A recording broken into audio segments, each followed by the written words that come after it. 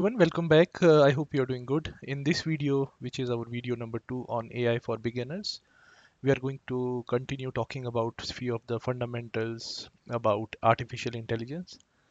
In video 1, we talked about what is AI, what is uh, its impact on day-to-day life these days. We have recently someone who got Nobel Prize in chemistry for something that they developed using AI from Google. In this video, we are going to continue with that, with basic definitions of what is big data, because that's also is related to AI, why big data is used, machine learning, deep learning, neural networks, and what is the relationship between these things. I'm not going to edit this video, so feel free to watch it in 1.5x if you think it is slower. Okay, so let's start with the first one, which is what is big data, right? So it's been a while since we have been talking about big data. Essentially, big data is sum of all data that we produce, right? So for example, if we use an app on a phone, we just open it, that's also an event created, which is like a data point. Similarly, if you are watching this YouTube video, that's also a data, right? At what time you watch the video, which type of video you watched, that's all being added to the big data. So essentially, anything that we do digitally these days is considered big data. So for example, if we think about the number of Google searches that are happening per second. So if I may, I can go here and show you. If you see here, these are the number of Google searches per year up until 2012, right? So it's just very old data. But if you see up until 2012 also, you see the search queries, how much the graph was, right? You had every year so many increase. So if you see, I could not even comprehend how much that is. If you see, it was 1,400,000,000,000 searches that was in 2012, right? Similarly, if you think about YouTube, these are some of their facts, right? So viewers globally watch more than 1 billion hours of average, on average, of YouTube content on their TVs, right? There are more than 8 million subscribers to YouTube TV. It's not even YouTube total. I think I'm assuming this is just TV format. YouTube Shorts is now averaging over 70 billion daily views. So you see the amount of data, right? 100 plus countries around the world across 80 languages. 500 plus hours of content uploaded every minute. That's every minute, 500 plus hours. Someone is uploading to YouTube. So all of this huge amount of data, we can call it big data, right? So the data that we cannot manage using our traditional relational database management systems, right? So a data coming from different sources, different types of data, unstructured data, a data which is not following certain patterns is called big data, right?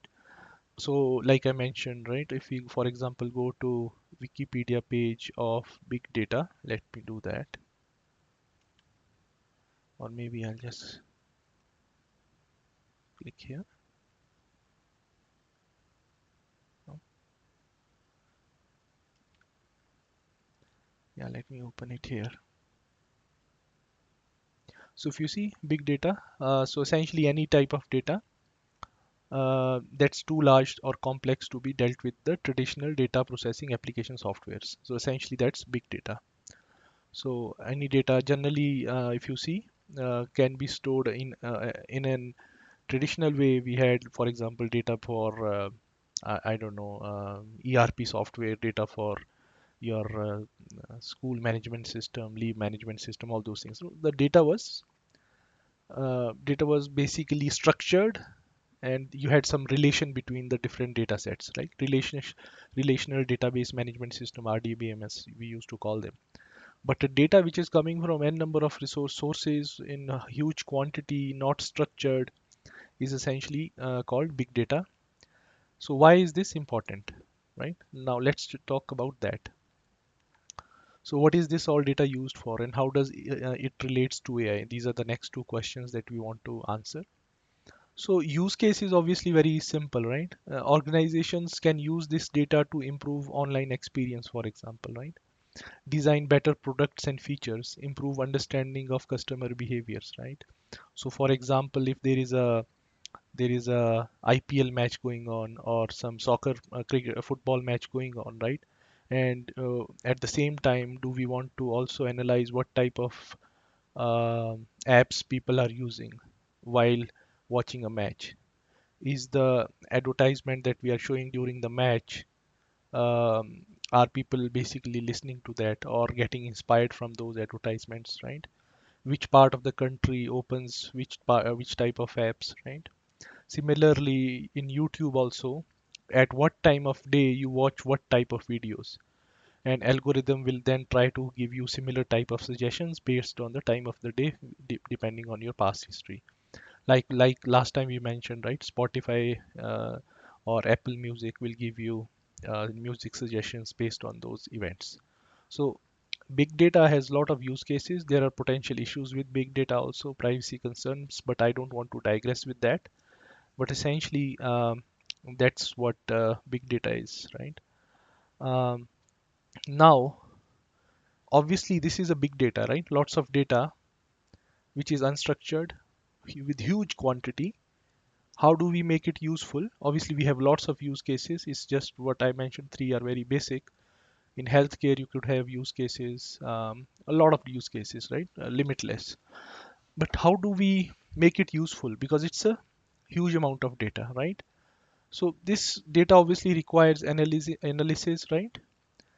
Now, analyzing the big data to make it understandable, create patterns out of this data is called, this field is called data science. So now we know, okay, we have big data. Big data is unstructured data. To analyze it, make it useful for us to use, that field of study is called data science, right? So in recent years, even if in today's world also, data scientists, they became top professions sought by recruiters, right? So some of the use cases where data science is being used. So if we, for example, let me open here. So lots of use cases if we see in this website. So you have healthcare use cases, right? Identifying cancers, tracking menstrual cycles, personalized treatment plans, oh, so many. Even in transportation and logistics, you see modeling the traffic patterns, optimizing food delivery, right? Or improving packaged delivery, enhancing supply chain management in sports. So you see data science in government, in e-commerce, gaming, social media, fintech, everywhere. Data science has lots of use cases that we can potentially use using the big data. Okay, next let's go back. Obviously, the skill needed for data science is we need to know mathematics and statistics, obviously computer skills to process this amount of data, understanding of your business or sector where you're trying to apply that pattern, right? What you're trying to understand from big data, you need to understand the business or that sector as well, right? So now we have learned two terms today. What is big data? What is data science? Let's talk about few more things, like I mentioned, right? So it's gonna be interesting now onwards, hopefully, but we are not going to go very deep into these topics. We'll just talk about the high level definition. So we'll talk about brief introduction about ML. So obviously to write AI programs or to learn AI, we need to learn about ML, and there is a subfield of ML which is called deep learning. So first let's learn about what is machine learning. Again, machine learning is a subfield of AI and computer science that enables computers to learn and improve from their experience, that is data, without being explicitly programmed. So what that essentially means in ML, in machine learning, we aim to make computer learn and improve from data so that they can do things which they are not programmed to do, right? So we are not explicitly programming a computer to perform certain tasks. We are expecting it to learn from the data and then perform things for us and improve, right? So we will talk about ML in a lot more details in future, but this is the basic definition.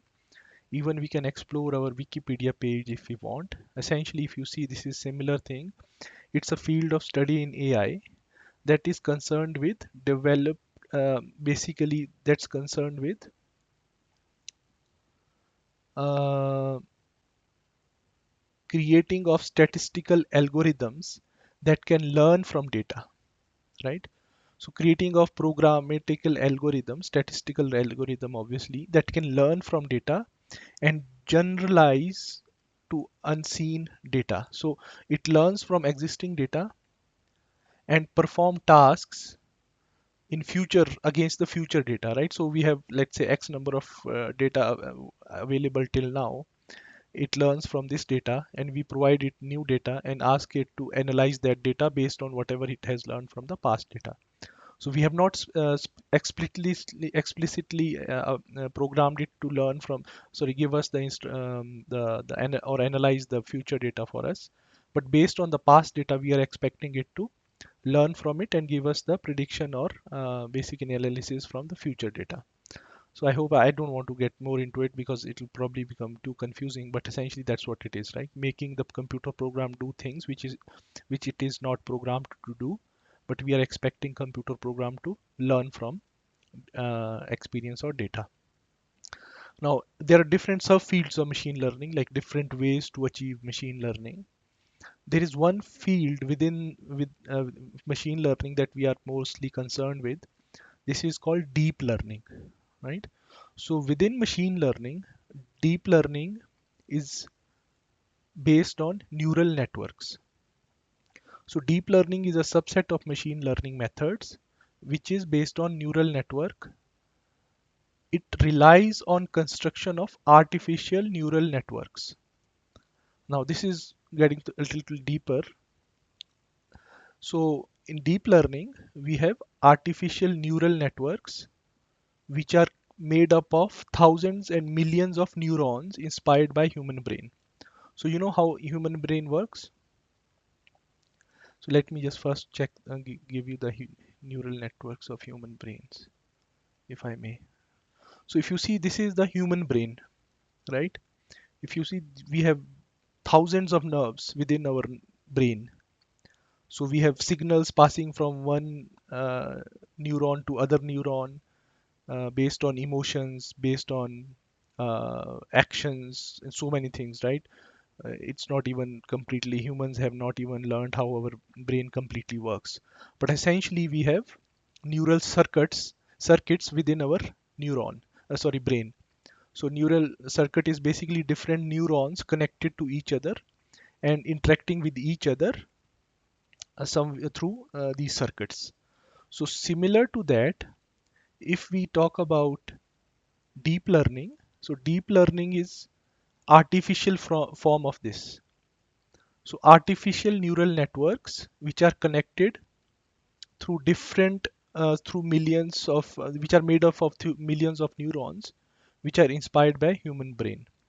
So machine learning was recapping it, machine learning is programming is basically making machine learn from data. Within the machine learning, there is a field called deep learning, which basically consists of which consist of neural networks. A neural network is basically different or millions of neurons connected with each other, similar to how human brains work. But obviously, it's not even close, but the idea is similar. We'll talk a little bit more about it. So now we know that deep learning is basically a neural network, right? So what is a neural network?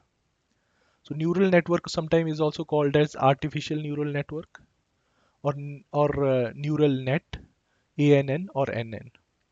So it's a model inspired by the structure and function of biological neural network in animal brains, like I mentioned, right? So what is a model? Obviously, before we talk about anything else, model is basically a type of a mathematical model that after being trained or given a data set can be used to make prediction or classification of new data, right? So neural network is a mathematical model. Just wanted to clarify that, right? So a neural network is a mathematical model that after being trained on a given data set, we expect it to give predictions or classification on new data. Obviously, what is a mathematical model? It's basically a abstraction of a concrete system using mathematical concepts and languages. So essentially, within a neural network, we have certain mathematical functions and languages running, which creates the whole neural network from mathematical perspective. But if we compare it with the human brain, so we want to basically say we have artificial neurons which are interacting with each other, which makes a neural network. And there are like millions or billions of artificial neurons that makes a neural network. So now if we go further into it, so what is an artificial neuron? So now if we go back to neural networks first, right? So this is what I talked about. So we have different, if you see the circle, it's an artificial neuron. So artificial neurons, and then basically a network of artificial neuron is neural network, which is essentially your deep learning, right? So artificial neurons are connected to each other. So you'll get some input on the left side. If you see the red ones are basically getting the inputs, then lots of neurons interconnected in between, and then it will create the output. So that's the neural network, artificial neural network, which is your basically deep learning, right? Now, what is the singleton unit? What is the building block of artificial neural network? That's your artificial neuron, right? So if you see here, ANN, which is artificial neural network, consists of connected units of nodes called artificial neurons, which loosely models which is loosely modeled on the human brain, which is nowhere near the human brain. But human brain also has like these neurons or nodes are interconnected with each other, right? So obviously these are connected through edges. If you see, right, these are connected by edges, which models on the synapses, which is again part of our human brain. So in our nerve system, a synapse is a structure that permits a neuron to pass an electrical or chemical signal to the another neuron. So basically one neuron to a second neuron, how does it passes the electrical or chemical connection? It uses this thing called synapse, right? I hope I'm pronouncing it correctly. We don't want to go very deep into it. But similar to that, within artificial neural network, a artificial neuron passes the information to the second neuron using this edge, right? So this is similar. So it passes the signal, right? Now if so, that's basically what neural network is. Now if you want to go a little deeper, let's look into it. How does that each unit looks like? So how does artificial neuron look like? So essentially this is a mathematical formula, nothing else. So artificial neuron has some input. Each input has some weightage. Okay, very basic, right? Then it has two things: transfer function and activation function. So based on certain formula, so it will get lots of inputs from different neurons based on the neural network, right? So this is one unit of that whole neural network, and it could be getting information or inputs from n number of neurons with some weightage. So with the help of transfer function and activation function, without going into the threshold and complexity, essentially it's basically creating an output. So if you see here, going back to the definition, each artificial neuron receives a signal from connected neurons, right? So each artificial neuron will obviously receive the signal from the all the input as a whatever is coming as an input from the connected neurons, then processes them and sends the signal to the other connected neurons, right? So it will process it and then send it to the next one.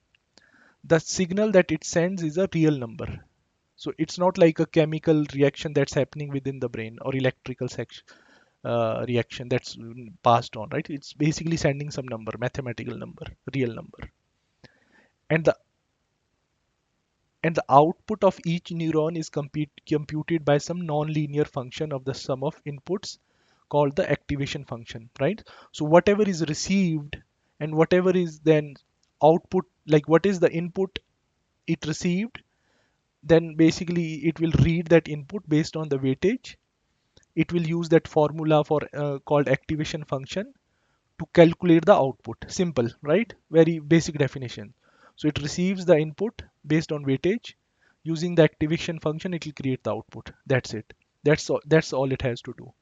Let's not go deep into it more than that, right? So the strength of the signal at each connected connection is determined by the weight that I mentioned, right? So for the input, for example, x1's input but weightage is less, x2 could have higher weightage. Based on the weightage of inputs and the activation function, it will create an output. So combination of all of these neurons, artificial neurons, makes a artificial neural network. And the idea is to basically learn, make it learn. Obviously, it will store, after learning, it has to store that information somewhere. We'll talk about that. But it will learn based on the inputs, based on the repetitions from training, right? If you call it training. And then based on that training or based on the past patterns, it will try to predict patterns for the future data. But essentially, that's what artificial neural network is.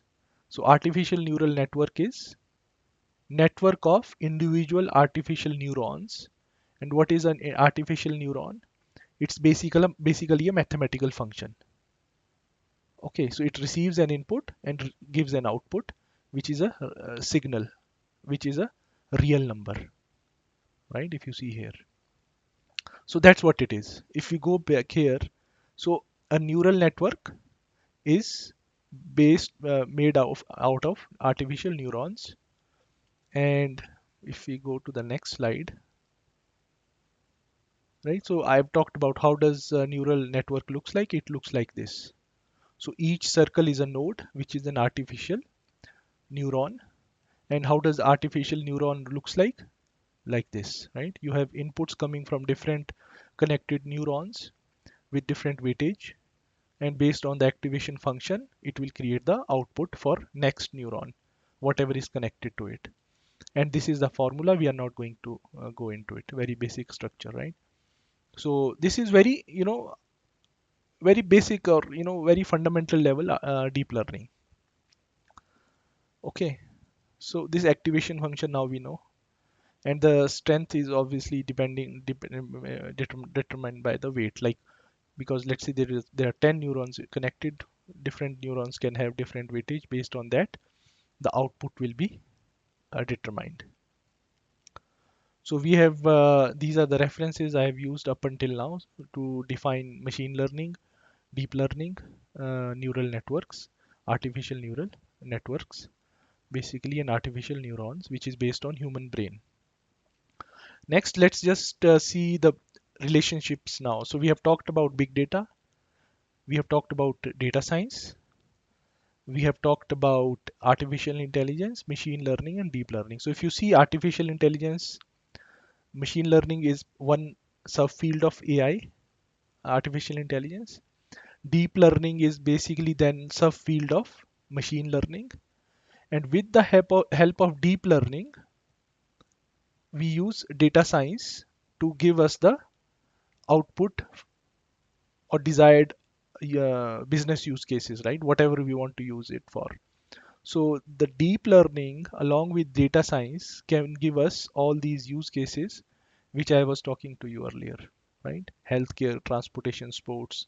So data science, obviously, as a human, it would be impossible for us to uh, create patterns or analyze that data. Like I mentioned earlier, you need to have mathematical knowledge, statistical knowledge, everything. But with the help of AI, deep learning, if we can train the models based on the data, it can give us better predictions, right? So that's the relationship between these four high level fields within AI. Obviously, there are lots of other fields. I just basically wanted to cover them.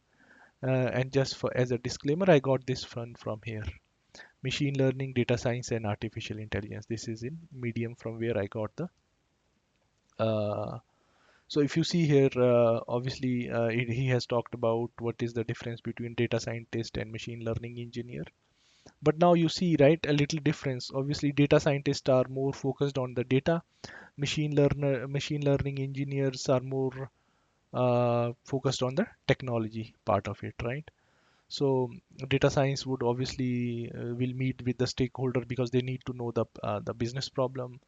They need to understand how to use SQL to basically fetch the data and create models based on that data, right? Whereas the machine learning engineers is responsible for the programming side of it, right? For example, how to manage the storage, containerization, etc., where the actual machine will run, your models will run, how and where they would run.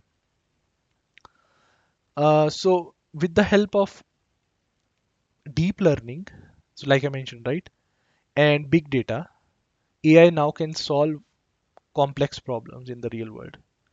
For example, interpreting the languages, complex prediction and recommendation, right? So programming languages like Copilot. So I'm assuming because Copilot has access to lots of data from Stack Overflow, from Google Search, from Google Pilots. Whenever we ask it certain question, let's say create a Python program to say hello world or create a star, based on its past learning, it's basically able to give us the future results, right? So that's very high level definition of big data, machine learning, deep learning, data science, and the high level relationship between them. Where does each falls into?